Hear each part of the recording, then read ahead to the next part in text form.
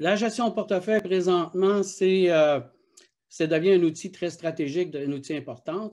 Et j'imagine qu'une des raisons que vous êtes là, c'est que vous voulez en savoir plus sur qu'est-ce qui se passe au niveau dans l'industrie, au niveau des portefeuilles, de façon à aller voir comment nous, on peut utiliser ça dans notre environnement. Donc, avant de commencer à rentrer dedans, je vais partager avec vous ce qui nous a été exprimé par plusieurs CEO, CFO. Évidemment, les discussions qu'on a avec les portefeuilles, c'est à très haut niveau parce qu'on va parler d'un lien stratégique qui va être important. Et quand on nous parle des problématiques qu'on retrouve, puis une des raisons que vous êtes présent probablement de cet après-midi, ça va être relié à une de ces problématiques-là ou peut-être plusieurs de ces problématiques-là. S'il y en a que je vais nommer que ce n'est pas la vôtre, mettez-les dans le chat parce que je suis intéressé de savoir c'est quoi votre problématique que vous voyez que peut-être la gestion de portefeuille pourrait être une façon de l'adresser. Donc, regardons grosso modo ce qu'on a ramassé au fil du temps dans ces discussions-là. Ils ne sont pas dans l'ordre de préférence, sont là selon ce qui nous a été exprimé. Donc, première problématique, collaboration, coordination, synergie entre les projets. Je pense qu'on voit dans notre organisation qu'on investit beaucoup en projets. Hein, d'ailleurs, un petit mot là-dessus, à Montréal, au Canada, ça fait au moins 20 ans qu'il y a des efforts incroyables en investissement dans les projets. Et ça, d'ailleurs, vous êtes formés en gestion de projet. Il y a les universités en forme, PMI en forme, les développements professionnels en forme. Il y en a du monde de formé en gestion de projet, en gestion de programme, en bureau de projet.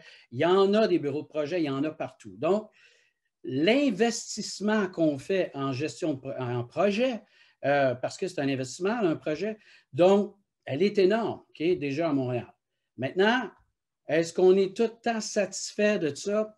Pas tout le temps. Puis ça, je vais vous revenir un peu sur comment on regarde plus la mesure de succès dans l'industrie maintenant par rapport à l'investissement en projet.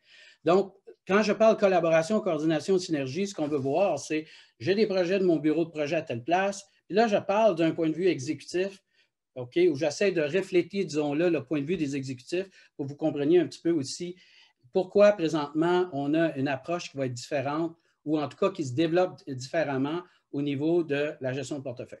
Donc, collaboration, coordination entre mes projets. J'ai des projets qui ont l'air à adresser certaines des résultats d'affaires qu'on cherche au niveau de mon bureau de projet-là. J'ai dans mon autre groupe d'autres projets, j'en ai là.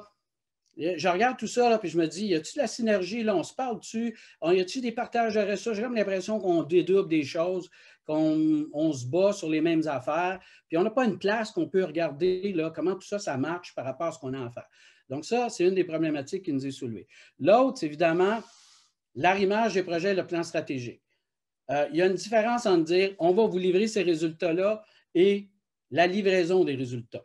Et les gens, souvent, se disent, on est un petit peu déçus du fait que les gens vont passer beaucoup de temps à nous dire comment ils sont bons à livrer des projets.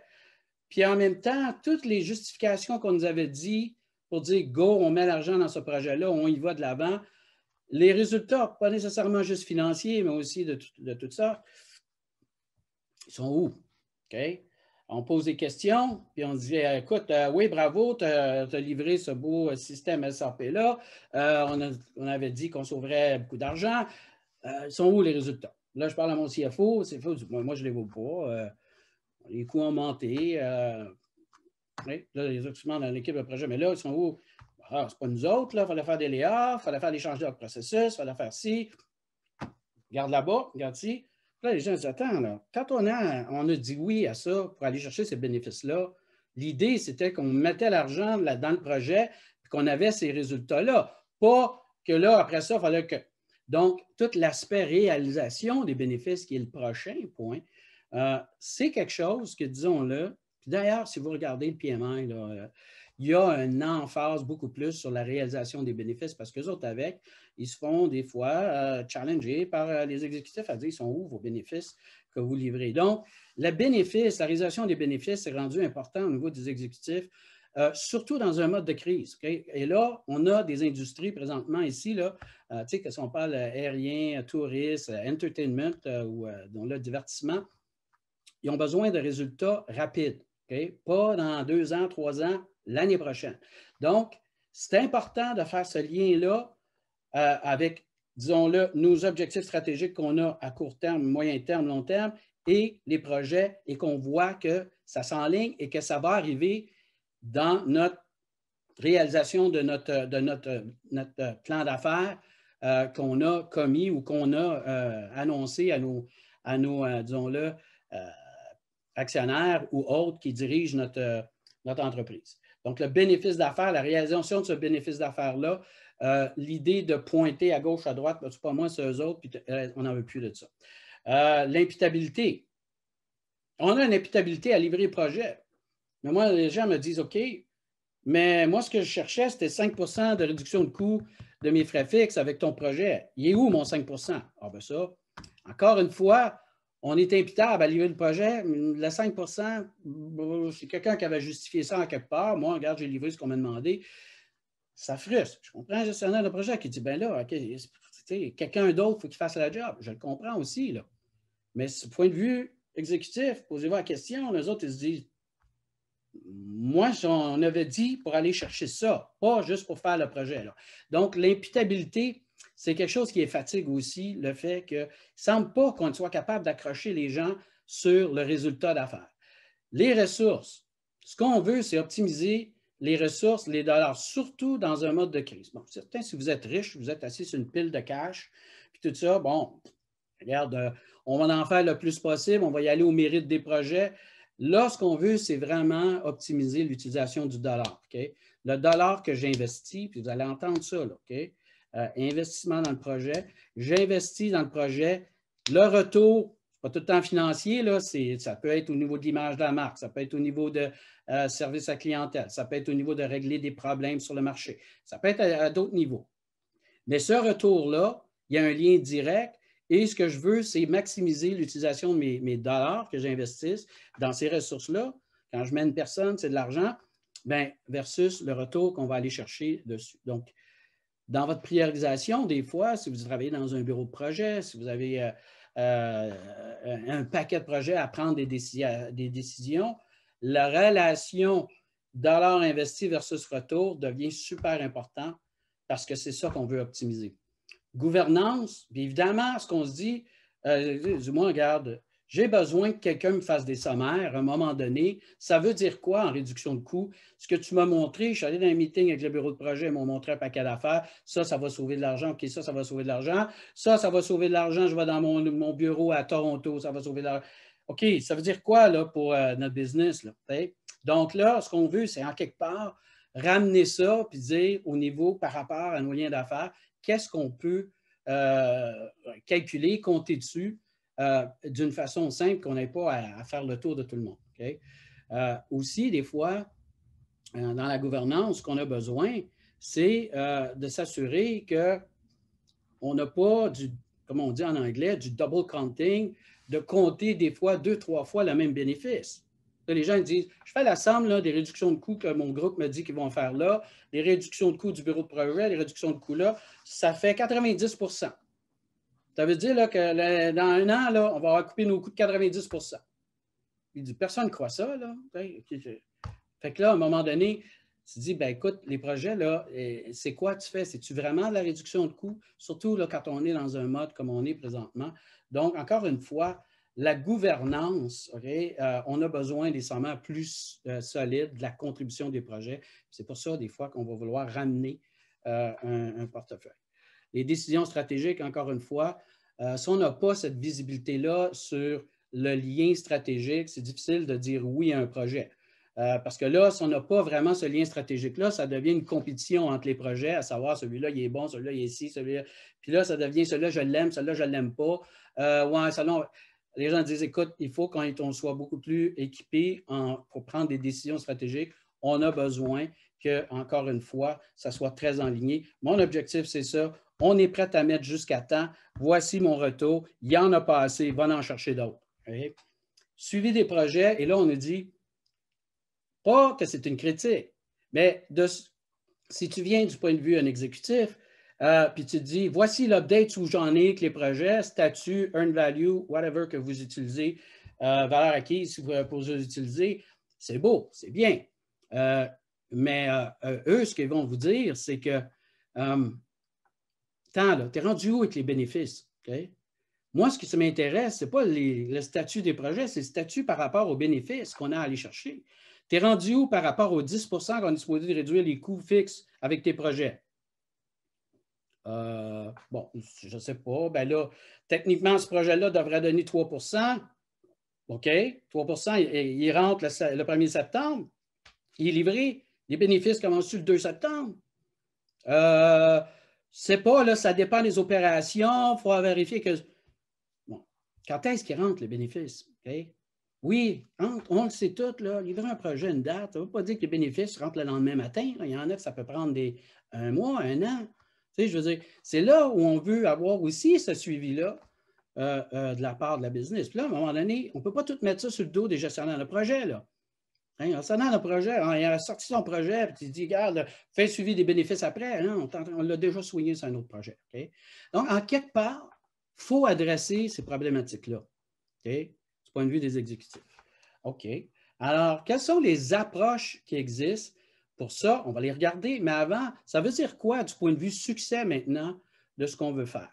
Donc, on va regarder dans le webinaire le succès, on va regarder les deux approches, bottom-up, top-down. Bottom-up, grosso modo, c'est ce qu'on fait présentement avec le PMI, disons-le, les standards de PMI. C'est une continuité de projets, programmes, portefeuilles qui s'intègrent des fois avec un bureau de projet ou comment vous l'appelez votre centre pour gérer les projets. Donc, c'est une continuité. Donc, on l'appelle bottom-up. On source à partir des projets, des programmes qu'on a. On fait un regroupement autour d'un objectif d'affaires. On dit, ben voici ce qu'on a dans notre portefeuille par rapport à ça. Tu es rendu là. Okay? Alors que le top-down, ça, c'est beaucoup plus stratégique. C'est une mission qu'on confie à quelqu'un d'aller chercher, et cette personne-là est juste obsédée par l'atteinte des objectifs d'affaires qui a été confié à cette personne-là, de bâtir son portefeuille à partir des projets qui s'offrent à lui, mais aussi s'il y en a pas assez, tu vas aller en chercher ailleurs, tu vas en faire soulever. Donc, on va regarder ces deux-là, les mettre en perspective parce qu'il y a beaucoup de bottom-up qui existent et ça va continuer et ça fait une certaine job. Mais dans certains cas, il faut aller du côté top-down. Et c'est ça, présentement, qu'on est en train de mettre dans bien d'industries pour passer à travers la crise au niveau des revenus qui baissent, au niveau de la profitabilité qui baisse et aussi au niveau du cash qui commence à être bas dans certaines industries. Donc, on va mettre des missions très focusées là-dessus, puis vous allez voir c'est quoi la différence tantôt. Cycle de vie, c'est similaire, un cycle de vie bottom-up, top-down, mais l'approche versus ce cycle de vie est différente. Donc, je vais ouvrir une parenthèse, on va l'ouvrir dedans. Et pour terminer, la mise en place d'un portefeuille, mais pas nécessairement bottom-up, plus en top-down, dans le cas où vous penseriez, ou en tout cas, si vous êtes un exécutif qui, aujourd'hui, qui écoutait ça et qui dit « Wow, c'est plus ça que j'ai besoin voici les étapes que vous devriez passer à travers. » Donc, juste pour être sûr qu'on est clair sur la définition d'un portefeuille. Un portefeuille, évidemment, on parle d'un regroupement de projets-programmes. Les projets-programmes, ça a un début, ça a une fin. Le portefeuille, ça n'a pas de fin, ça continue, ça s'enligne sur des objectifs d'affaires. Et il peut y avoir des portefeuilles qui se dessinent par défaut parce qu'on a une évolution de produit, on a une évolution de notre architecture au niveau des TI, donc on développe une évolution dans le temps et ça devient un portefeuille qu'on doit développer. On est dans le développement de produits, on va développer ça. Et souvent, les gens n'ont pas le titre gestionnaire de portefeuille. Ne vous surprenez pas de voir des gens qui font de la gestion de portefeuille, mais qui ont toutes sortes de titres. Okay? Par exemple, souvent dans l'entertainment, dans le côté plus divertissement, un gestionnaire de portefeuille va avoir un titre plutôt de producteur exécutif. Dans le côté, par exemple, marketing, où on va développer des marchés, où on va rentrer dans différents types de comptes qu'on n'avait pas, on risque d'avoir un développement des affaires qui fait la gestion de portefeuille. Donc, les titres, Ce n'est pas tout le temps gestion de portefeuille, mais le rôle, la fonction, ça reste la même, c'est de regrouper les projets qui sont à l'intérieur des programmes et même ceux-là qui sont là autour de l'objectif d'affaires. Donc, par exemple, si je prends, par exemple, vous êtes dans le domaine de la publicité, vous avez un gros compte comme X, je n'aimerais pas de compagnie, mais un compte X qui dit, voici notre objectif au niveau des ventes, au niveau du brand, au niveau de notre reconnaissance dans l'industrie. Pour cette année, voici notre budget, développez-nous un portefeuille. Là, vous allez avoir un chef qui souvent va être un account, gestionnaire d'account, qui va travailler à monter des programmes au niveau télévision, au niveau web, au niveau des événements, etc. Donc, on va développer le portefeuille de cette manière-là. Et c'est encore une fois, ce n'est pas nécessairement un rôle qui est appelé gestionnaire de portefeuille. La clé par rapport à ça, c'est qu'on est focusé sur les objectifs d'affaires du portefeuille. Ça veut dire quoi? C'est s'il faut prendre des calls au niveau des projets et des programmes, ça veut dire qu'il faut que je canne un projet pour amener les ressources sur ce projet-là parce que ça va améliorer le résultat d'affaires, on le fait. Okay? Et ce n'est pas, ah, c'est ça les projets, c'est ça qu'on a. Non, tu revises, tu décides, puis si on est capable d'avoir quelque chose de mieux en soignant les ressources, on devrait être en mesure d'arrêter un projet puis de m'ouvrir les ressources ou en tout cas couper un projet, dire je prends les moitiés puis je vais le mettre sur le côté web parce que je ne suis pas moi en télé, ça ne livre pas les résultats que j'ai besoin. Okay? Donc, c'est de prendre ces cas-là. Maintenant, si je me ramène à la problématique que je vous ai dit, souvent, tous les points problématiques, on voit qu'il y a une référence à l'atteinte des objectifs d'affaires. Donc, si je prends l'avant-projet, puis disons-le, l'exécution du projet, puis là, je m'excuse, j'utilise des termes anglais parce que ça me permet de faire project right project, là, ça permet de... Ça fit mieux que projet vrai et vrai projet.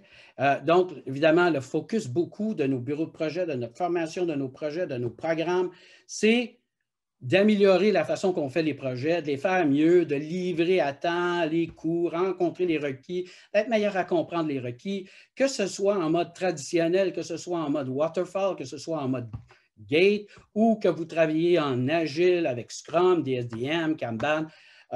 C'est là le gros focus. Okay? On focus là-dessus. On monte des bureaux de projet. Maintenant, on change un peu le nom, là, puis c'est pas mal brûlé, les bureaux de projet. Là, on y va avec un autre nom. Là. Ce qu'on essaie de faire, c'est de dire comment on peut être meilleur, fournir les outils, gérer les méthodologies, gérer les ressources pour être capable de répondre aux problèmes, aux opportunités qui nous sont amenées, que ce soit un contrat qu'on a signé parce qu'on est dans un mode où on fait des contrats clients, ou que ce soit un push, donc un contrat, on appelle ça un pull, c'est-à-dire que ça vient de l'extérieur. Un push, ça vient de l'intérieur, c'est-à-dire qu'on a des clients internes qui nous amènent le problème, puis qui veulent une solution, puis à partir de là, on livre le projet. Donc, là, on est très focusé là-dessus à être meilleur. Puis là, c'est là que la critique nous arrive, c'est que le point de démarcation pour aller chercher les objectifs d'affaires, c'est que là, souvent, c'est pas moi, c'est quelqu'un d'autre. Vous avez une réduction de coûts à faire, vous implantez un système, il n'est probablement pas vous qui allez faire les layoffs, les négociations avec le syndicat pour changer les descriptions de postes, puis d'aller faire les changements de processus.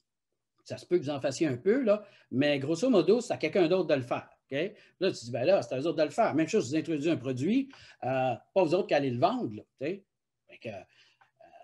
en quelque part, il y a un groupe, il y a un dernier 1000.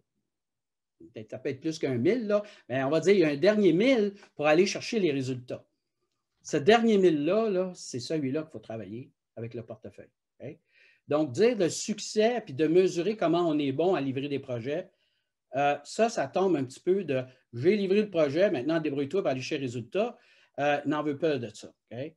Fait que ce succès-là, OK, projet, on accepte, mais de plus en plus, ce qu'on veut, c'est que ça soit le bon projet aussi. Le vrai succès se mesure sur l'ensemble de ça. Donc, du début à savoir, c'est-tu le bon, ça fait-tu vraiment avec les résultats d'affaires? Puis, comment on va aller les chercher? Ça veut dire que ça prend quelqu'un qui a un œil là-dessus, sur l'ensemble de tout le cycle de vie. Maintenant, souvent, le cycle de vie, on va parler de ça, mais là, je parle même en amont, puis après, c'est là qu'on va mesurer le vrai succès. parce que c'est là qu'on va s'assurer que ça a un effet directement à ces résultats. Ce qui veut dire qu'un des outils qu'on a besoin en partant, là, puis je ne rentrerai pas trop dedans, c'est la gestion du changement. Okay? Parce que la gestion du changement, pour moi, c'est ma CIA qui va voir en amont, puis qui va me donner une indication. Sais-tu quoi, là? Ça n'arrivera pas, tes résultats, parce que là, ils ne se préparent pas, ils n'ont pas le temps, ils ne comprennent pas, etc. Fait que, et il y a des méthodes de faire ça en passant. D'aller à dire que ça va être le gestionnaire de projet qui va faire la gestion du changement du projet, oubliez ça, là. C'est une compétence à part, faire la gestion du changement. Moi, je ne la fais pas. Il y a des modèles pour ça. Je vous encourage de suivre des cours sur la gestion du changement. Vous allez voir, c'est toute une compétence, c'est tous des skills qui sont différents. Qu'il faut maîtriser. Ce qui veut dire que, évidemment, si on se dit la vraie mesure du succès, ça va être qu'on livre des résultats continuellement, pas juste des projets, mais des résultats, ça veut dire que la gestion du changement va faire partie de ça. Okay? Donc, ça, c'est notre réalité. On s'attend à ce que quelqu'un adresse la problématique qu'on ne voit pas les résultats, on voit le projet qui est livré, good, mais je ne vois pas comment on va aller chercher ça. Oh, vous m'aviez dit ça au départ, comment ça se fait que ce n'est pas ça que j'ai à l'autre bout? C'est ça qu'il faut adresser. Ceci dit, c'est quoi les modèles, les approches qui existent? Bon, vous avez l'approche traditionnelle, comme je vous disais tantôt, qu'on appelle bottom-up. Okay? C'est quoi ça? Ben, c'est un regroupement de projets, de programmes autour de portefeuilles. Okay? Et souvent, ça va être géré par un bureau de projet ou un directeur qui a beaucoup de projets qui va prendre en main, puis qui va regarder ça, puis on va dire, OK, ben voici mes projets programmes qu'on peut regrouper autour de la réduction de coûts. Okay? Là, voici, ça fit avec ton objectif d'affaires. Voici mes projets programmes qu'on peut regrouper autour de nouveaux produits. Voici mes projets programmes qu'on peut regrouper autour de, disons, la qualité. Okay?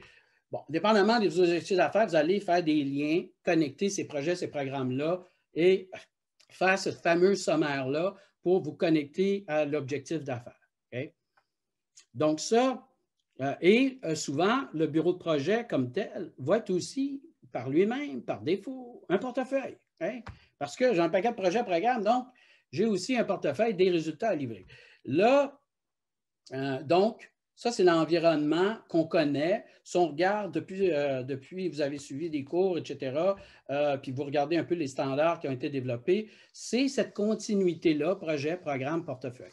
Dans cet environnement-là, les gestionnaires de portefeuille, habituellement, viennent de la gestion de projet, gestion de programme, et vont être beaucoup plus un rôle accompagnateur avec les programmes, projets. Des fois, ça va être des seniors qui peuvent aider les programmes, qui peuvent aider les projets à les faire arriver. Il va y avoir une implication beaucoup plus proche. D'ailleurs, on va voir les rôles et responsabilités directement impliqués dans la vie, la pratique de gestion de projet, disons-le ici. Okay? Dans l'autre approche, qui est l'approche plus business, les portefeuilles sont sortis de l'environnement projet. Ce qui veut dire qu'on les lance à l'extérieur de l'environnement projet. Et ça ne veut pas dire qu'on crée un environnement projet à l'extérieur. Ça veut dire que là, on prend un portefeuille qui est créé afin d'atteindre un résultat très spécifique qui vient d'un exécutif ou d'un comité exécutif, mais très stratégique. On a besoin de 10 % de réduction de coûts de nos coûts fixes pour 2022. Okay? Monsieur X, Madame Y, tu es en charge de ça. Va me chercher, va sourcer des projets, des programmes, bâtis-moi un portefeuille qui va rencontrer ça. Puis s'il n'y en a pas assez dans l'organisation, fais-en soulever d'autres. Mais tu vas être mesuré sur la réduction de coûts. Okay? C'est là-dessus qu'on va te mesurer.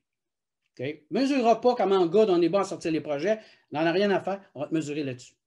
Maintenant, cette personne-là, ça se peut qu'elle ne vienne pas du monde de la gestion de projet, programme. D'ailleurs, on en a bâti là, plusieurs d'ailleurs qu'on a bâti, et la majorité du temps, il y en a quelques-uns qui venaient, par exemple, de la gestion de projet programme, mais la majorité viennent de la business. Okay? J'ai des gens qui viennent des finances, j'ai des gens qui viennent du marketing, j'ai des gens qui viennent de la fabrication. Ils ont moins de connaissances au niveau des projets et programmes, mais par contre, ils savent qu'est-ce qui a un impact direct avec les résultats dans le en fonction de cet objectif d'affaires-là. Ils connaissent le business, ils savent c'est quoi que si ça l'arrive, ça a un lien direct avec mes résultats et c'est ça que j'ai besoin d'avoir. Le projet, le programme, c'est la façon que je vais y aller. Okay? Et ça, c'est différent comme approche. Okay? Là, vous pouvez sentir, et là, sans même vous voir, je sens un petit peu de recul. Il y a certaines personnes qui disent « Oh, tant, là, on a des façons de faire. » OK, ils ne sont pas là pour inventer des nouvelles façons de faire. Okay? Ils sont là pour travailler avec l'environnement de gestion de projet. Ils ne sont pas là pour partir des projets à côté de ce que vous faites au niveau du gros projet, les autres pratiques, de skipper le comité de gestion qui ne sont pas là pour ça. Là. Ils sont là pour travailler avec tout ça, cet environnement-là. Mais ils deviennent des parties prenantes, des stakeholders de certains projets. Et là, ils ont un gros poids sur ces projets-là pour les faire arriver. Okay? Et ça, c'est une grosse différence. Là, okay? Parce que moi, si je suis chef de portefeuille de réduction de coûts, on doit atteindre 10 puis je suis pogné avec ça sur ma tête, puis je vois ce petit projet-là, puis que là, les gens ne veulent pas trop pousser, ouais, c'est-tu quoi, pas vraiment le temps, on a va peut-être être fatigant. Peut-être dire non. OK, celui-là, là, moi, je le veux, okay? Puis à partir de là, je veux qu'il rentre. Prochain comité de gestion, je veux, hein, et je veux qu'on mette des ressources dessus.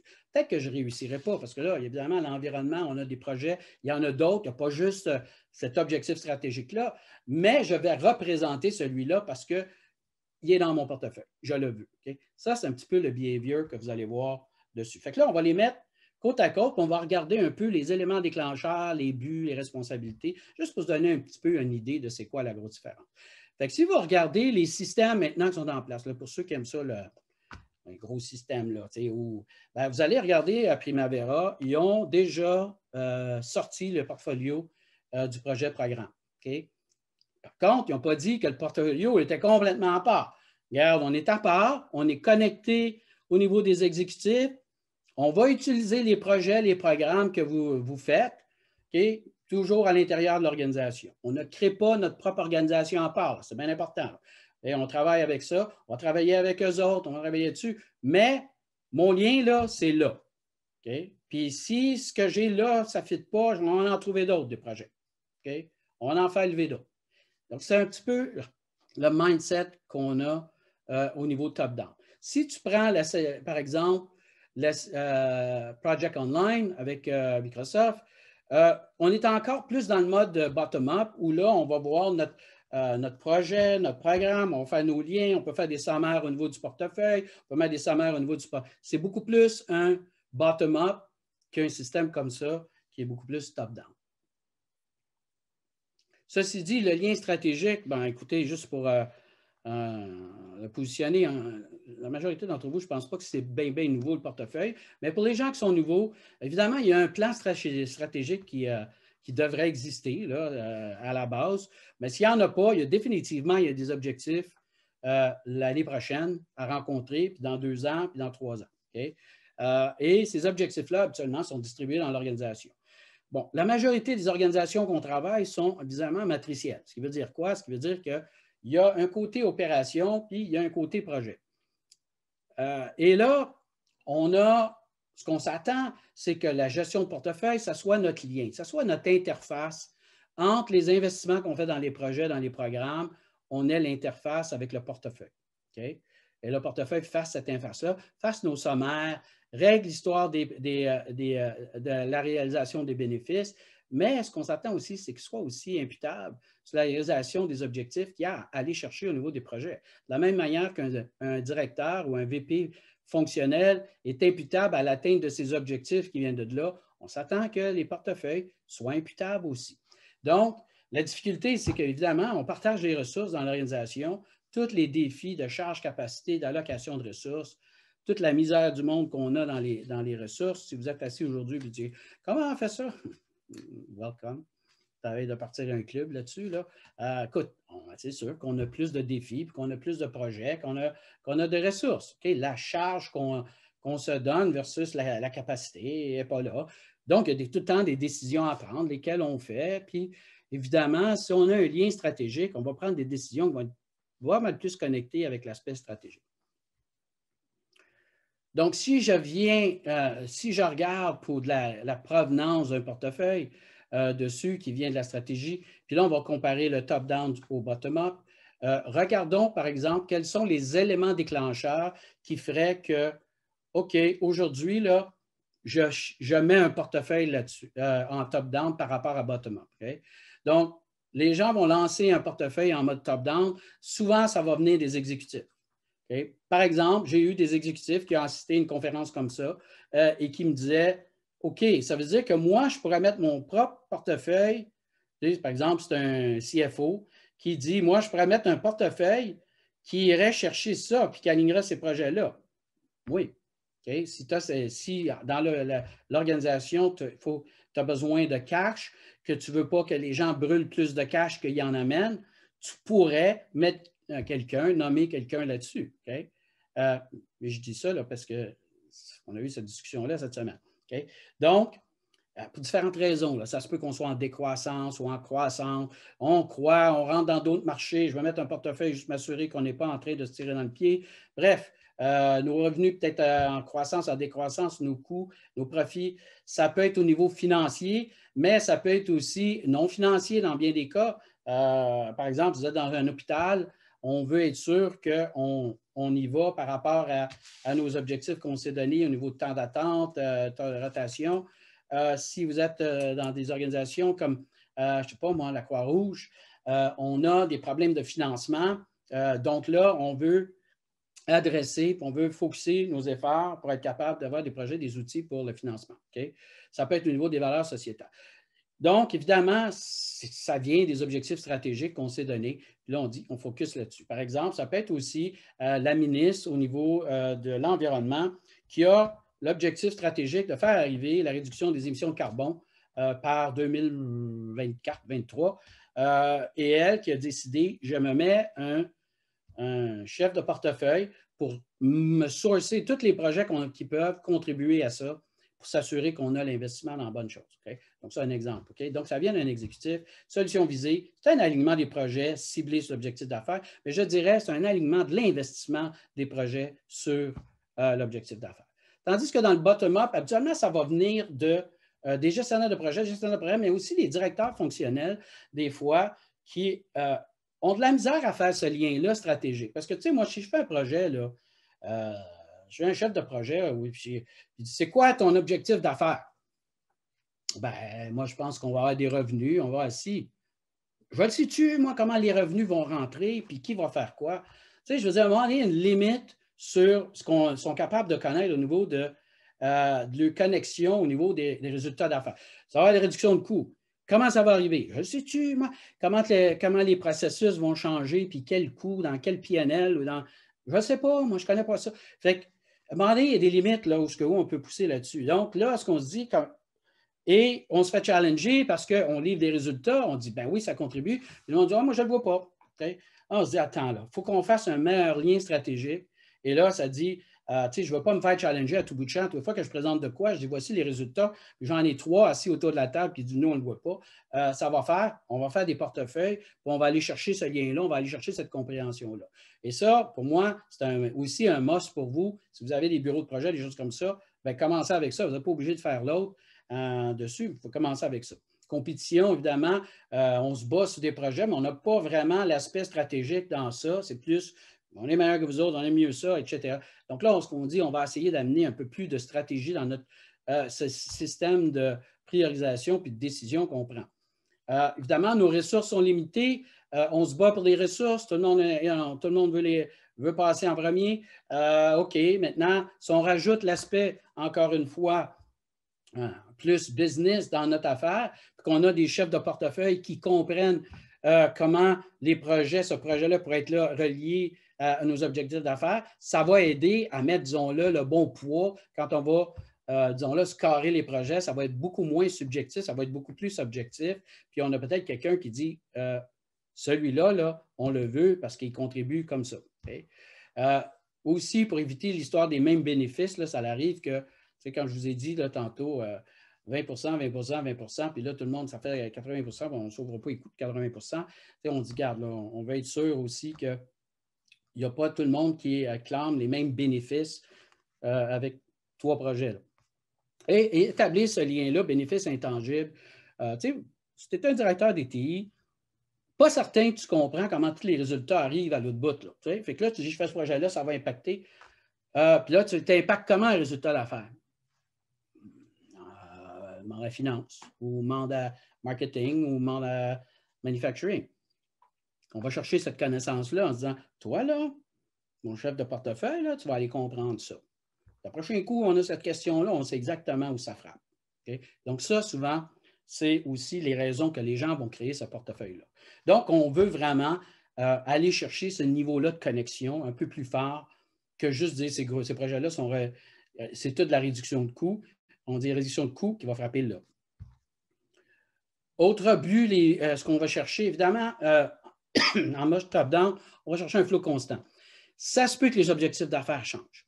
Ça se peut qu'on pense que là, ton objectif d'affaires, c'est 10 des coûts fixes, puis que là, tout d'un coup, on a fait un coup, on a vendu un gros morceau. C'est moins important qu'on dit là, focus cash. Okay? C'est celui-là qu'on veut. Ça, c'est l'avis du gestionnaire de portefeuille. Okay? Et ben là, les objectifs ont changé. Ça veut dire quoi? Ben, il y a des projets qui sont dans mon portefeuille, je les sors, puis j'en rentre d'autres.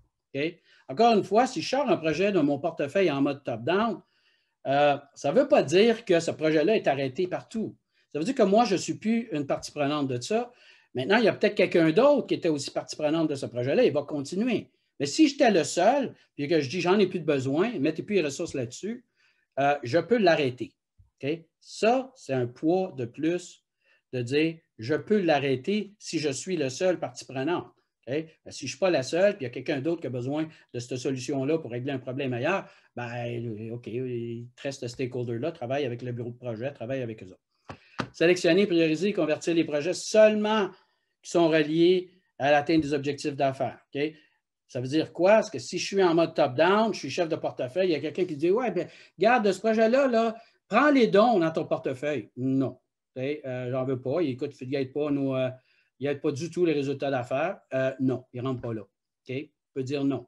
Si tu essaies de rentrer de quoi dans le portefeuille, des réductions des émissions de charbon, puis qu'il n'y a rien à voir, oublie ça. Okay? Fait que l'idée de s'accrocher à un stakeholder qui a du poids pour faire passer mon projet, si on ne les voit pas, les résultats, ils ne rentrent pas. Okay? En bottom-up, évidemment, c'est de regrouper, c'est de faire ces liens-là au niveau stratégique, puis d'être capable d'expliquer ce que je suis en train de travailler. Voici les résultats, comment ça contribue. Okay? Optimiser l'utilisation de nos ressources.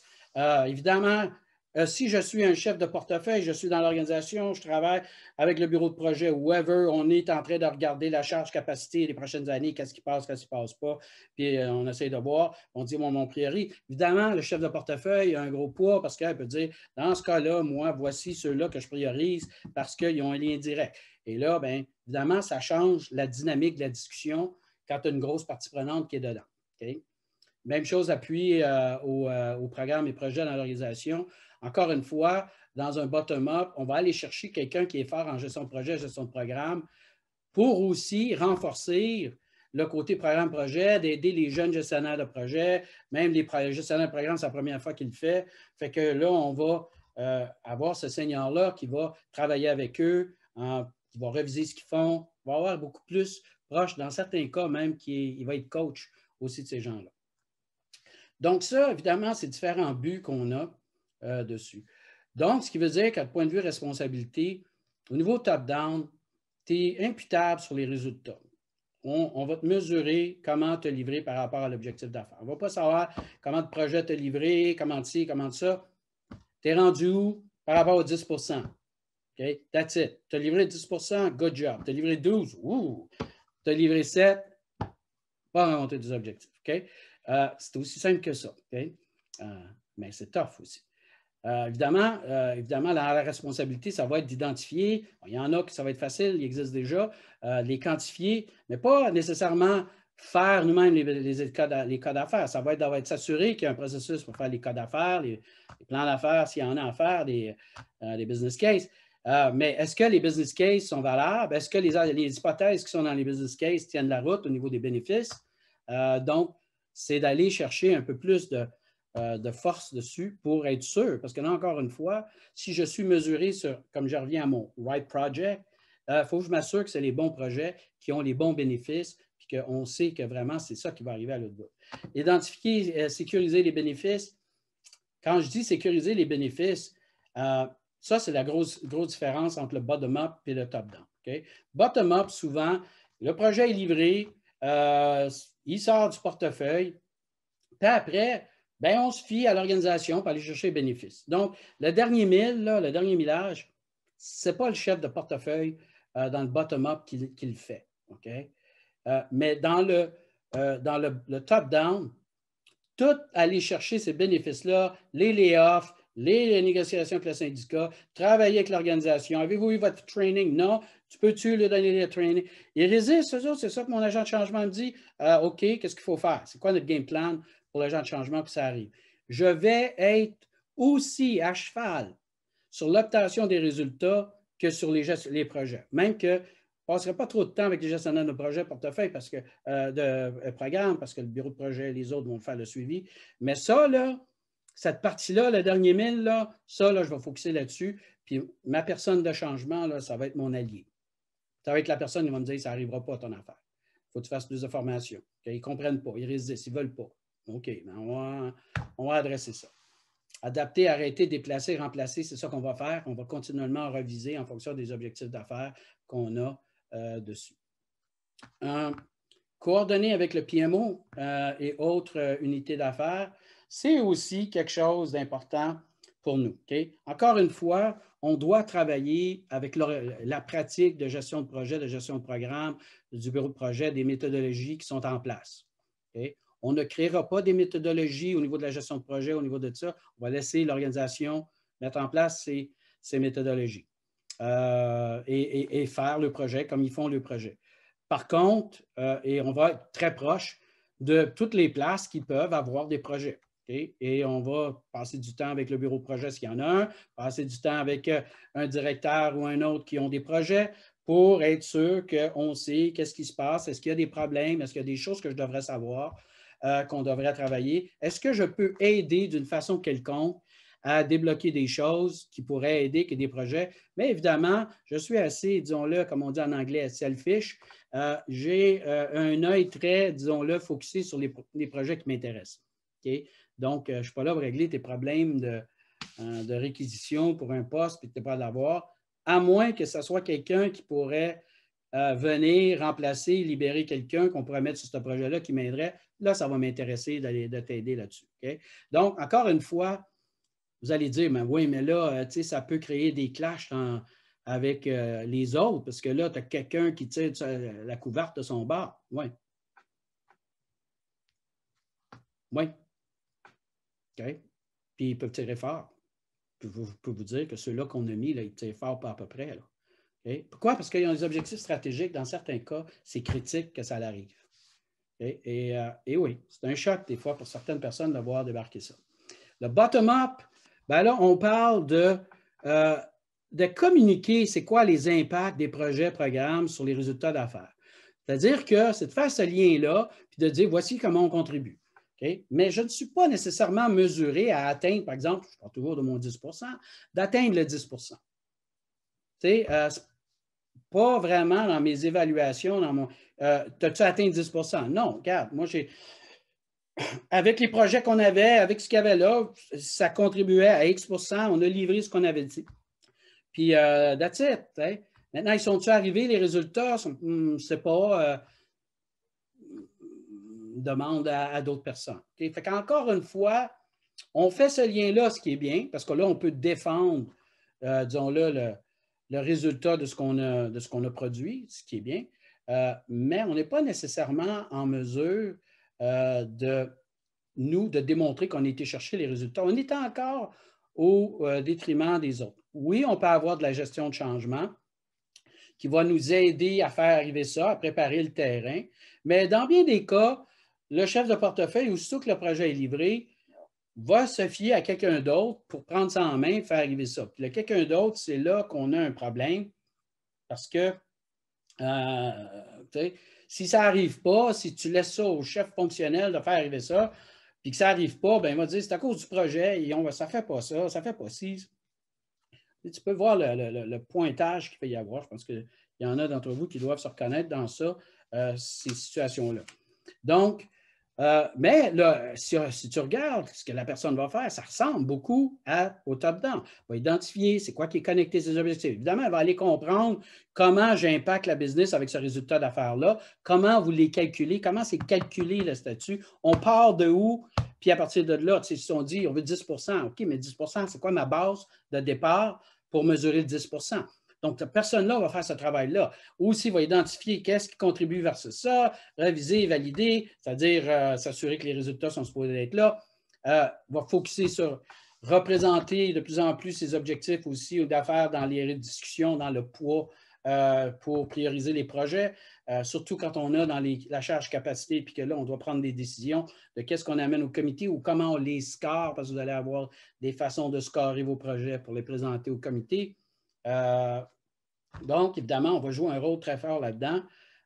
Actuellement, tu n'as aucune autorité pour arrêter ou déplacer des projets dans un mode bottom-up. Okay? Ça reste le comité de gestion qui va dire ce projet-là, il arrête au départ. Donc, et tu n'as rien à dire si on t'a dit ce projet-là, prends les dons dans ton portefeuille. Okay? Puis là, souvent, on a des portefeuilles que, disons-le, on balance le workload entre les 2-3 chefs de portefeuille. On dit, ouais, ben lui, il y en a trop, fait que celui-là, je vais le mettre dans ce portefeuille-là. Ce n'est pas vraiment relié aux objectifs d'affaires, fait que prends-les, puis fais le suivi là-dessus. Puis bon, encore une fois, il y a beaucoup de lousse, plus de lousse dans ça, disons-le, de gestion. Et habituellement, OK, ça fait partie de la couverture d'un PMO. Donc, si vous avez un bureau de projet, il y a des bonnes chances que vous traitiez votre bureau de projet comme un portefeuille et qu'à l'intérieur, vous, encore une fois, fassiez des regroupements. Ces projets-là, c'est de la migration continue. Ces projets-là, c'est en ligne avec le développement de produits, etc. Donc, le bottom-up va faire des bonnes choses, OK? Va faire ces liens-là, va faire cette connexion-là, va faire cette compréhension-là de comment il affecte les résultats d'affaires, mais on manque le dernier mille, encore une fois, et on laisse ça à la gestion de changement. La gestion de changement, là, souvent, ne font pas arriver les résultats, vont aider à faire arriver les résultats, vont faire soulever les choses qu'on doit faire pour faire arriver les résultats, mais ne seront pas là pour les gérer. Donc, c'est pour ça que souvent, on dit non, on a vraiment besoin des résultats, on va aller en top-down. Donc, le positionnement, habituellement, un top-down, ça vient très stratégique, OK? Ça peut venir de tous les CEO que vous avez imaginables. Si vous avez un IPMO, ça peut venir de là. Un exécutif aussi qui a un lien stratégique, OK? Bon, un sous-ministre, par exemple. Présentement, il y a des sous-ministres où on travaille à le développer. Surtout, là, vous avez un François Legault qui est très top-down dans sa gestion de portefeuille. Il comprend ça là, sur le bout de ses doigts. Fait que surprenez-vous pas là, si vous travaillez dans des ministères que vous voyez arriver ça très focusé, stratégique. C'est ça que je veux voir les projets alignés dessus. Okay? Même chose au niveau fédéral. Donc, ça se peut que, bon, ça vienne de là. Okay? Encore une fois, c'est quelqu'un qui va dire, t'es ma personne, m'a fait arriver ça au niveau des projets. Gouvernance, on ne parle pas d'une grosse gouvernance, là. On va parler de 2 ou 3 personnes au niveau stratégique qui sont très connectées à cet objectif d'affaires-là. Puis habituellement, leurs intérêts, ce n'est pas le statut des projets, c'est plus le statut de où tu en es par rapport à l'objectif d'affaires. Okay? Où tu en es par rapport à la réduction des émissions de carbone, où tu en es par rapport aux 10 de réduction de coûts. C'est ça le focus. Là, tu dis, bien là, j'ai tel projet, telle affaire, OK, ça te donne combien? Tu es rendu là. Donc, ce qu'ils veulent voir, c'est la courbe de ce que tu vas voir. Par exemple, on va réduire de 10 comme ça, on va arriver à 10 par telle date. Voici les projets qui contribuent. Ça, c'est sûr, ça, c'est du haut risque, ça, c'est ça. Puis à partir de là, bon, c'est quoi les scénarios? Donc, ça va être des statuts comme ça qui vont. Puis là, on va dire, bien, qu'est-ce qu'on peut faire pour renforcer? Puis là, qu'est-ce que tu as comme haute opportunité qui pourrait nous en donner plus? Donc, ça va être des discussions très à ce niveau-là que le statut du projet X ou le statut du projet B. C'est sûr que le statut dit il va livrer telle date, mais moi, je peux s'intéresser à savoir les bénéfices vont arriver quelle date. Encore une fois, je redonne mon exemple. Là, tu livres le 1er septembre 2022. On a-tu les bénéfices dans ta courbe le 2 septembre ou on les a un an plus tard? Parce que c'est de la réduction de coûts, de processus, puis ça va prendre tant de temps avant de les voir. Okay? Ça, c'est la réalité qu'on veut voir à ce niveau-là.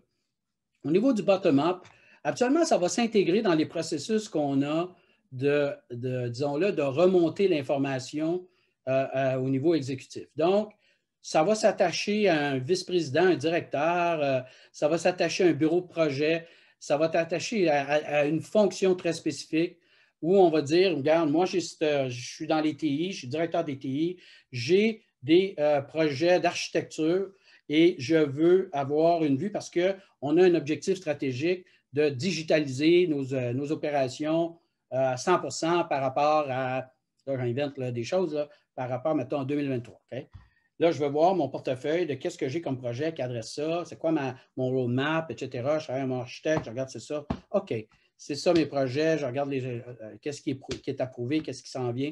Donc, c'est plus à supporter puis aider les leaders fonctionnels à rencontrer des objectifs qu'on va mettre ça en place. Donc, la gouvernance, ça va être la gouvernance que vous avez présentement pour l'approbation de vos projets, comme vous faites là. On fait un business case, ça va au comité de gestion X, au comité de leader, comité de directeur, whatever que vous êtes structuré.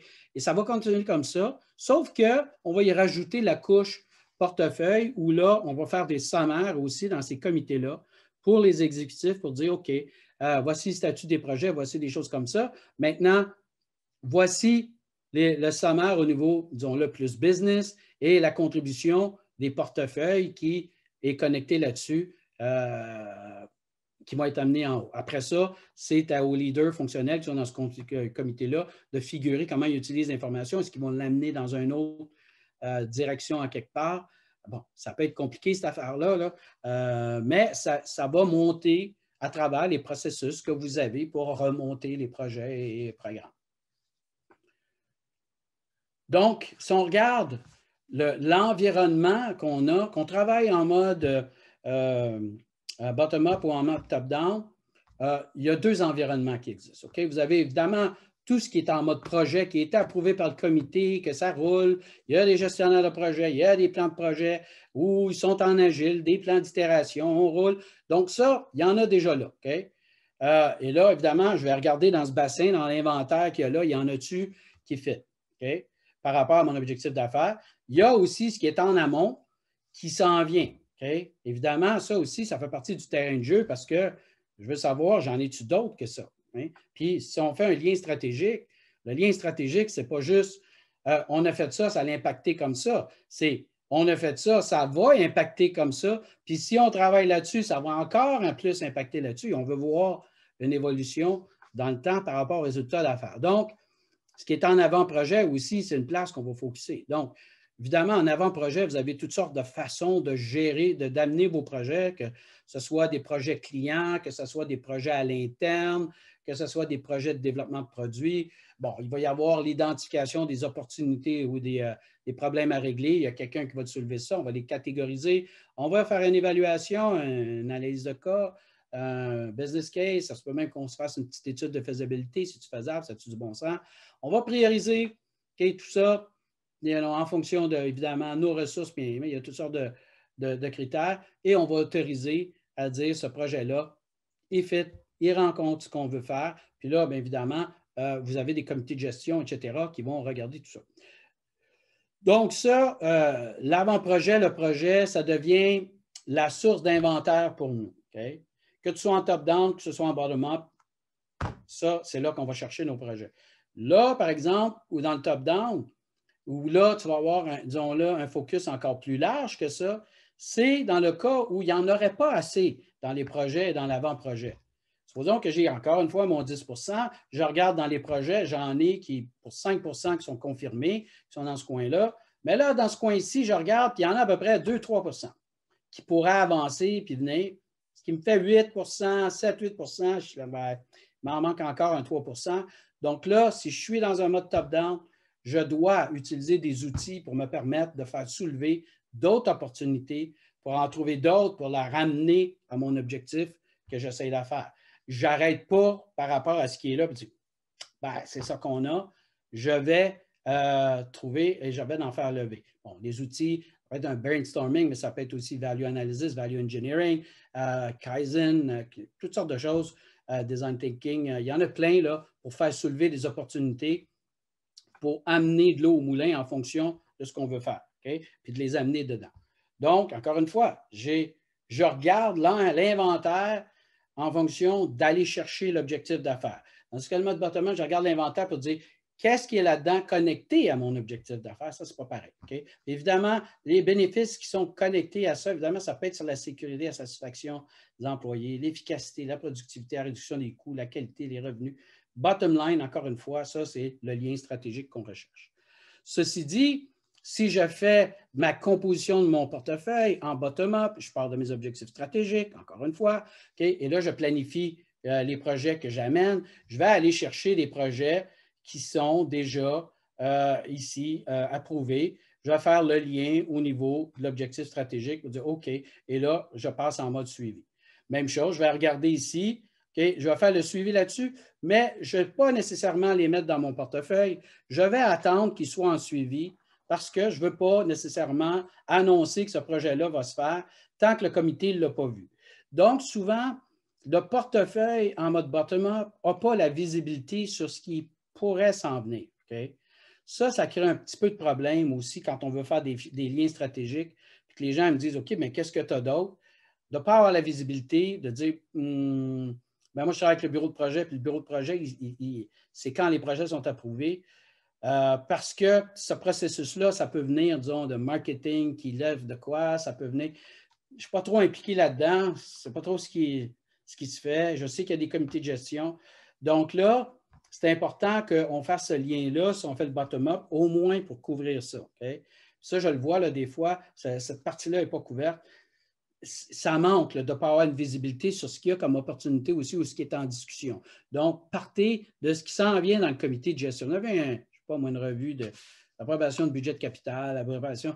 Habituellement, là, vous allez voir ce qui est en train de se dessiner par les techies, par les créatifs, par les autres, ce qui est en train de se préparer. Puis là, tu peux aller voir là-dedans qu'est-ce qui pourrait venir aider du côté de mon objectif stratégique. Okay? Mais ça manque, dans le cas de bottom-up, cette visibilité-là. Par contre, dans le mode top-down, évidemment, pour nous, on va prendre ce qui est déjà en mode suivi qui fit avec nos objectifs. OK, ça rentre dans mon portefeuille. Okay? Là, je n'ai même pas besoin de me badrer, de défendre ce projet-là, de représenter. Ce projet-là, il se fait. Okay? Tout ce qu'il faut que je m'assure, c'est que les bénéfices de cette affaire-là vont arriver, puis que c'est bien couvert, puis que la gestion de changement se fait là-dessus, puis qu'on connaît les risques au niveau présentement de ce que j'ai pris là-dedans, c'est quoi les risques d'affaires que j'ai par rapport à ça. Okay? Parce qu'évidemment, quand tu es rendu au niveau stratégique, puis que là, tu gères ce portefeuille-là qu'on t'a donné à mission, l'aspect risque d'affaires devient super important. Es-tu en train de nous dire que ce 10 % est avec un paquet de projets, puis que si ça, on ne rencontre pas ça, on a des pénalités, mon homme, puis que ça va nous coûter les yeux de la tête, puis que on a besoin d'avoir c'est quoi notre exposure au niveau des résultats financiers. Donc, on a besoin de la notion de risque aussi qui est super important dans le mode top-down dessus. Okay? Tandis que dans le mode bottom-up, la notion de risque est aussi importante, mais elle va venir plus des risques individuels des projets versus la charte du projet, puis comment ça l'impacte. On va regarder la tolérance qu'on a puis on va essayer de faire un jugement qu'on a de la tolérance là-dessus, même si on dévie, on est correct. Ça, on a moins de tolérance. Tandis qu'ici, on va regarder plus le risque d'affaires qui est relié avec le portefeuille, les objectifs d'affaires et y a-t-il d'autres exposures qui viennent avec ces projets-là. Donc, l'exécution, évidemment, on va faire l'exécution, mais ce qu'on est plus intéressé, c'est l'exécution et le suivi des bénéfices en termes de, oui, ce projet-là rentre là, il est là, mais à partir de là, je suis où dans mes bénéfices dessus. L'autre focus qu'on va avoir, c'est qu'est-ce que j'ai dans le pipeline. Okay? Qu'est-ce que j'ai qui s'en vient? Et quelles sont les méthodes qu'on a présentement à l'intérieur de l'organisation, si on en a, pour générer des idées? Est-ce qu'il y a des fournisseurs, des contributeurs qui peuvent nous soumettre des idées? Okay? On va être fatigant des fois là-dessus. Puis je vous le dis, des fois, on va rentrer dans des terrains que les gens ne veulent pas qu'on rentre dessus. Okay? On dit, mets-toi pas de ça, ce n'est pas tes affaires. Okay? Et ça arrive. Hein? Mais s'il y a des trucs qui sont stratégiques qui pourraient aider, pas question qu'on le cache. Puis, quand tu aimes ça, quand tu n'aimes pas ça, moi, je veux le savoir. OK? Non, regarde, on a décidé qu'on n'allait pas là. OK. Sauf que moi, si j'apprends qu'on est capable de faire ça puis que ça va donner une réduction de coût, vous pourrez le tuer. Okay? Vous pourrez dire non, ça, on ne le fera pas, mais il va falloir que ça aille au mérite par rapport aux autres choses. Okay? Et moi, je ne le cacherai pas parce qu'on ne l'aime pas et on ne veut pas faire ça. Donc, encore une fois, des fois, on va faire sortir des choses que les gens ne veulent pas entendre. Okay? Évidemment, les évaluations des business cases, on n'ira pas faire notre propre évaluation. On va utiliser les évaluations qui se font à l'intérieur de l'organisation.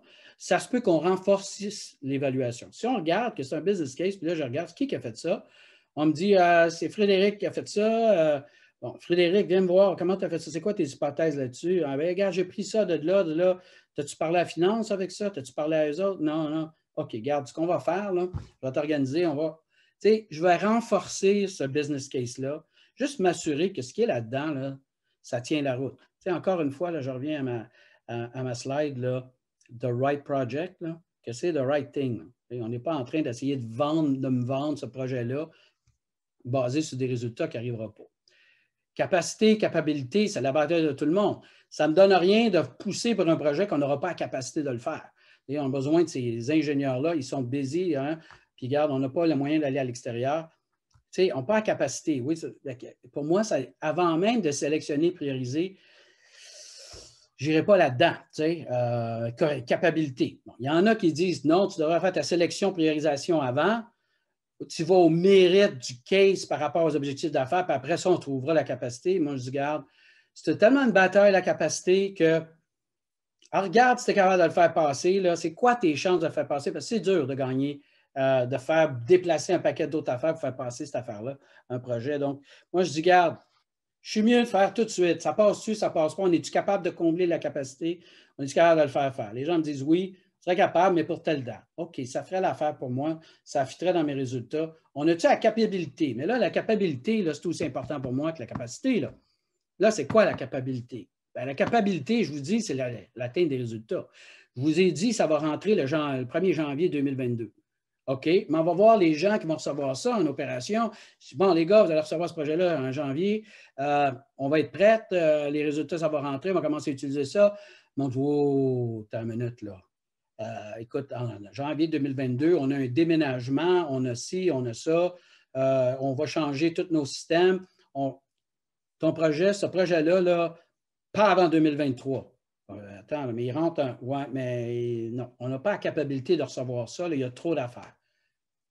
Ou on est en train de faire une implantation d'un nouveau système dans le cloud qui va faire ci, puis qui va changer toute la patente. Celui-là, il va falloir qu'il attende. Okay? On n'a pas la capacité de le recevoir. Mais ça, c'est quelque chose que je veux savoir aussi. Okay? Ou c'est quelqu'un qui me dit ouais, ils rêvent en couleur, eux autres, là. Ils veulent faire ça. Pas certain qu'on en a besoin. Pas certain qu'on a la volonté bien forte de le faire. C'est aussi important pour moi là, parce que je veux avoir les résultats. Okay? Donc, la capacité, es-tu là de le recevoir? Okay? Sélection, priorisation. Quand je sais qu'on a la capacité, on a la capacité, là, on y va. Sélection, priorisation par rapport à mon portefeuille. Je ne suis pas là pour faire la sélection, priorisation par rapport à l'ensemble des projets. Par exemple, qu'un bureau de projet va faire, scorer ses projets, l'amener au comité de gestion. Ce n'est pas ça que je parle. Je parle par rapport à mon portefeuille. Je fais la sélection. Je dis, voici l'ordre de ceux que je vais avoir, puis voici comment ça contribue aux résultats dans le temps si j'ai cet ordre-là. Il y a des projets qui sont approuvés, il y a des projets qui sont dans le pipeline, puis il y a des opportunités qui n'ont pas été travaillées, ils sont à très haut niveau. Puis là, je vais dire, ça, c'est du solide, ça, c'est soft, puis ça, c'est du très, très soft à travailler, mais je vois, je construis ça. Et là, j'autorise un projet à rentrer dans mon portefeuille. L'autorisation de rentrer dans mon portefeuille n'est pas l'autorisation de lancer le projet. Il faut faire bien attention aussi. Okay? De dire ce projet-là, je le prends, je suis une partie prenante. Okay? Ce n'est pas la même chose de dire j'autorise ce projet-là, allez, go, mettez les ressources dessus. Non, ça reste encore dans les mains de l'organisation de lancer les projets de la façon qu'ils lancent les projets. Okay? Donc, si on a des comités de gestion, si on a un comité de capital qui revoit et qui lance les projets comme ça, OK, moi, je suis une partie prenante, puis je vais être dans ces réunions-là où je vais faire partie de ça pour m'assurer que ça se lance, cette affaire-là. Okay? Parce que je le veux dans mon projet. Puis quand je vais parler, là, je vais dire, ce projet-là, il faut le lancer, c'est dans mes choses-là. Ça reste quand même à l'organisation. Ça se peut que l'organisation me dise, écoute, je comprends, là, Okay? Mais regarde, on a ça, ça, ça, ça, ça. On a tous ces projets-là. On est super loadé. On n'a pas plus de budget. On ne peut pas avoir plus de ressources. Fait que ton projet, ce projet-là, ça va aller en 2023. Okay? Tu n'aimes pas ça? Escalade, puis on verra. T'sais. Encore une fois, ça reste quand même comme ça. Il faut faire attention de ne pas contourner les pratiques qui sont mises en place, parce que là, on crée un bordel incroyable. Là, si vous commencez à vous-même dire, OK, dans ce cas-là, moi, votre financement va le lancer. Là, tu viens de poacher des ressources, puis là, tu viens de créer un problème. Là, on l'a suivi, puis là, il y a des projets qui partent, puis les gens disent, bien là, c'est quoi la priorité? Okay? On n'y va pas comme ça. Donc, si je regarde top-down, composante du plan possible, c'est-à-dire où on le positionne, oui, ici, on peut le mettre au niveau stratégique, connecté, disons-le, au bureau du CEO, CFO, etc. Ou on peut dire, et c'est ce qu'on voit d'ailleurs, okay? Souvent, on commence à ce niveau-là. Là, on dit, garde, on a besoin rapidement, 2022, 15 sur mes coûts fixes, puis j'ai besoin d'un 5 parce que là, on est en perte. OK, ça, c'est ça. Bâtis-moi un portefeuille là-dessus. Sauf qu'on se rend compte assez vite, ou ces gens-là se rendent compte assez vite, qu'ils n'ont pas assez de temps pour focusser là-dessus, comprendre ça. Fait qu'ils vont déléguer ça, puis ils vont le passer à un des leaders opérationnels, soit au niveau des opérations. Celui qui fit le plus avec l'objectif, on va le mettre là, puis on va dire, gère ça, voici ton chef de portefeuille, gère ça, fais-nous arriver ça. Et là, ça se peut que l'objectif que ces gens-là ont, habituellement, c'est jamais une discussion facile, parce que là, ça se peut que l'objectif qu'ils reçoivent de ce comité-là, au niveau stratégique, dépasse le cadre de leur fonction. Okay? Puis là, il faut qu'ils aillent sur le terrain des autres aussi, peut-être parce que, bon, pour augmenter la profitabilité, on a besoin d'un nouveau produit qui va remplacer celui-là qui nous coûte les yeux de la tête. Fait que là, il faut que j'aille du côté R&D, côté marketing. Comment ça se fait que c'est? Donc, mais on peut le mettre à différents niveaux. Okay? Ce n'est pas obligé d'être tout le temps au niveau stratégique. Et là, on le voit là, dans plusieurs places là, qui partent là, en fonction de différents besoins. Ceci dit, vous avez des portefeuilles de projets qui sont par défaut créés pour répondre à des besoins. Par exemple, ici, vous avez un schéma qui démontre d'un côté de l'équation le produit, d'un côté le projet.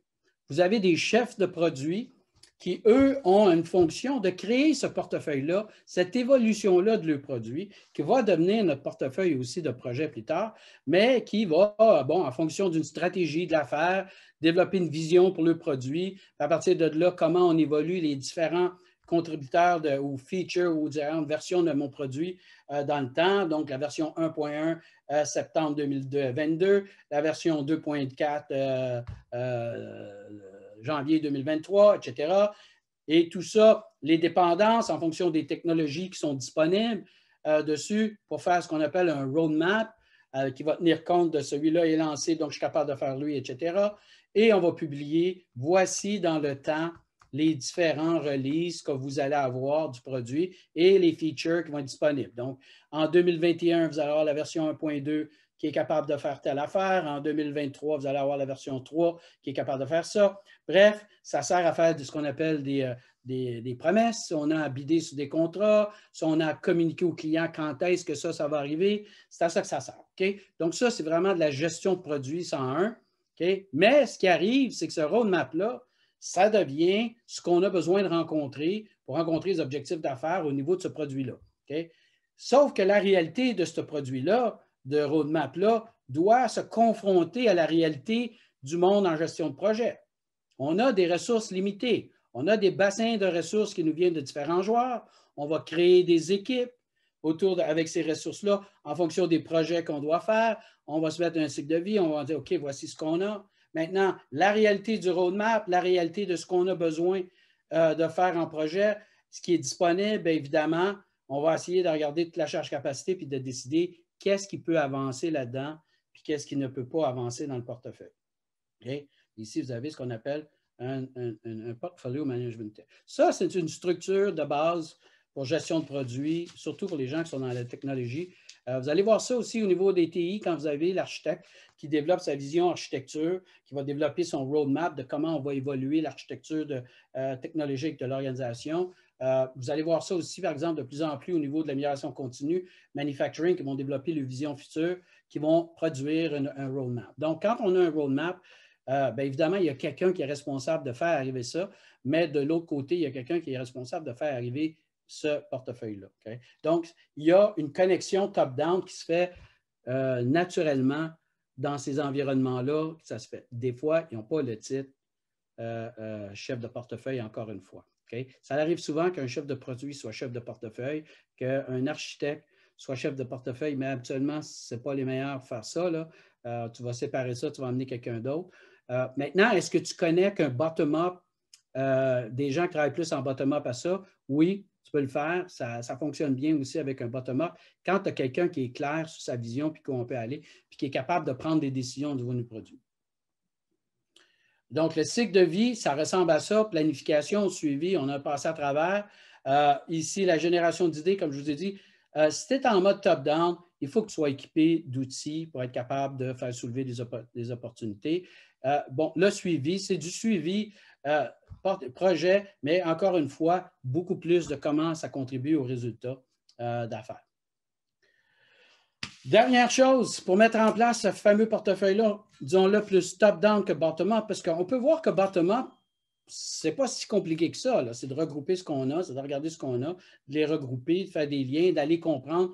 Donc, ce n'est pas vraiment un gros, disons-le, un gros map pour en arriver à faire ça. Okay? Beaucoup le font là, régulièrement, par défaut, en se disant, bien là, il faudrait savoir que tous nos projets qui sont de ce côté-là, ils vont le faire par défaut des fois dessus. Là où, si vous décidez de faire du top-down, on va se mettre en place, on nomme quelqu'un, bien évidemment, ça prend nos objectifs stratégiques avec la haute direction. Qu'est-ce qu'on veut faire avec ce portefeuille-là?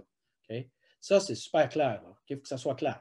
Puis pas, on veut améliorer la situation avec nos clients. Non. Parce que, tu sais, je veux dire, moi, ce que je veux savoir, c'est on part de où? Puis pour atteindre l'objectif, on finit où? Juste des trucs très à haut niveau, très motherhood, comme on dit, là. On ne peut pas partir avec ça là, si vous mettez un portefeuille, parce que là, après ça, vous êtes exposé à vous faire mesurer sur je ne suis pas tout à fait d'accord, moi, je ne pense pas que ça a fait ci, je ne pense pas que ça a contribué. Tu ne veux pas ça, là. Tu veux que ça soit clair. C'est ça que je m'en vais chercher, puis je vais focuser là-dessus. On en dit en anglais, laser focus. Mettre en place un système de gouvernance, c'est qui, avec qui je revois ça, c'est qui, par exemple, les autres exécutifs qu'on a autour de la table, comment on fait ça? On fait ça tous les mois. Je ne pense pas que portefeuille, tu as besoin de le revoir à tous les jours. Mais dépendamment de la grosseur, mais dépendamment de l'importance, si on est dans le mode réduction de coûts, on a besoin de réduction de coûts dans l'année prochaine, puis on a besoin pour le premier quart, puis le troisième quart, ça se pourrait qu'on ait des revues assez régulières. Okay? Encore une fois, ça va être un focus sur où on est rendu par rapport à l'obtention des résultats. Évidemment, les parties prenantes du portefeuille, parce qu'évidemment, on va interagir avec eux. Qu'est-ce qu'ils ont besoin de savoir par rapport à ça? Bon, évidemment, vous avez des directeurs fonctionnels, vous avez peut-être d'autres exécutifs, vous avez des chefs de projet qui ont besoin aussi qui veulent de l'information, ils vont se faire poser des questions. Fait qu'on va identifier nos parties prenantes. On va appliquer un petit peu les mêmes normes qu'un chef de projet. On va se faire une charte du portefeuille qui va être claire. Okay? Bon, une charte de portefeuille, là, 1-2 pages max. Okay? On n'est pas là pour décrire tous les projets qui sont dedans. On est là pour décrire ce portefeuille-là, là, c'est ça qu'il adresse comme objectif d'affaires. C'est lui le sponsor, c'est ça le comité. Voici le type de projet qu'on recherche là-dedans. Voici évidemment les risques d'affaires qu'on a avec ce portefeuille-là. Bref, on va documenter beaucoup plus du point de vue business, puis on va s'en servir pour communiquer à tout le monde. C'est ça qu'on fait avec ce portefeuille-là. Okay? C'est ce qu'on va aller chercher. Évidemment, développer une première version des nouveaux outils. Ne vous embarquez pas dans les gros systèmes. Là. Mettre en place un gros système de portfolio management. Si vous les avez, les outils, c'est déjà là, OK, on va les utiliser. Si vous ne les avez pas, puis que vous travaillez en Smartsheet, parce qu'il y en a beaucoup qui travaillent en Smartsheet, puis en outils très simples, bien, on va travailler avec ça, puis ça se fait très bien avec du Excel, puis ça se fait très bien. On a géré des portefeuilles avec le Cirque du Soleil, avec les Jeux olympiques, puis regarde, on était avec du Excel, puis ça faisait la job, OK? Bon, si vous êtes plus dans les TI, vous allez dire, oh, c'est pas sexy, on veut le gros système. Mais si ce n'est pas déjà là, okay? Puis en plus, si vous avez des problèmes avec vos systèmes, ce n'est pas le portefeuille qui va régler ça. Là, okay? Donc, simplifiez-vous la vie, je vous le dis tout de suite, ça n'a pas besoin d'être compliqué. Okay? On va lancer ce portefeuille-là, on va faire un kick-off. C'est important que l'organisation sache, hey, on s'en vient, on cherche des projets là-dessus. Vous allez voir, vous allez faire soulever des lièvres. Là, okay? Vous allez avoir du monde qui vont dire, hey, moi, j'ai peut-être quelque chose là-dessus. Je l'avais parlé, moi, ça m'est arrivé souvent. Là. Je faisais un kick-off, puis là, j'avais un paquet de monde qui levait les mains. Ben moi, regarde, on avait telle opportunité, je pense que ça fitterait avec telle affaire. Viens ici, OK, amène-moi ça. Toujours en mode écoute pour faire soulever les opportunités. Ça peut arriver qu'il y a quelqu'un qui donne un coup de coude, femme-là, toi, amène pas ça. Oui, tu as bien fait, amène-moi là. OK? Fait que kick-off, c'est légitime, ça s'en vient dans l'organisation, ce que vous allez faire au kick-off. Ben, voici le sponsor, expliquez-nous les objectifs d'affaires. OK, voici ce qu'on veut faire. Voici le type de projet qu'on recherche. Voici comment je vais gérer ça, ce portefeuille-là. Je vais venir vous voir. On va se faire des sessions à un moment donné. Bon, on va créer un momentum. Soyez pas plate, là, à faire des meetings plates. Soyez un petit peu créatif et dire ça s'en vient et à partir de là, de faire partie du portefeuille, ça va être intéressant, même si c'est un portefeuille de réduction de coûts, que le monde vous. Il y a peut-être des Léa. Regarde, hein, on va créer ça. Là. On va essayer de s'assurer qu'il y a de motivation qui viennent autour du portefeuille, que même les gestionnaires de projets veulent faire partie du portefeuille. Moi, j'aimerais ça travailler un projet avec vous autres. Il y a comme un esprit d'équipe aussi qu'on peut mettre en place, même si on est en mode top-down. Évidemment, on va lancer une première session pour identifier des idées si on n'en a pas assez. S'il y en a plein déjà qui sont en cours et que ça fait la job, non, ben, on va tout intégrer ça. On va dire, OK, voici où j'en suis. Puis là, pour le moment, j'en ai pour 15 ça va nous en prendre plus, mais pour 2023, 2024, pour le moment, on en a assez. Mais si on n'en a pas assez, bien, regarde, on va voir comment on va faire sortir des idées. Puis là, tout de suite, on va construire tout de suite notre première liste d'idées et de projets. OK? Donc, ça, c'est la façon de lancer. Ça prend-tu du temps? Non. En dedans d'un mois, on peut être capable de lancer quelque chose. Ça ne veut pas dire que ça va marcher du premier coup. Ça va peut-être prendre de l'éducation à faire en partant, mais ne partez pas pendant 6 mois à essayer de monter un portefeuille. Disparaissez pas. Là, okay? L'autre chose aussi, quand vous allez construire le portefeuille, c'est important que vous ne construisez pas ça puis que vous disparaissez pendant un an. Là. On parle le portefeuille, voici nos projets. Il n'y a rien qui livre pendant un an et demi. Là, il y a tout le monde qui te regarde. Tu dis, non, j'y arrive avec ce portefeuille-là. Là. Il me semble que. Tu fais ça pourquoi, là? Ah, ouais, OK. Ah, il n'y a pas de projet avant 2022.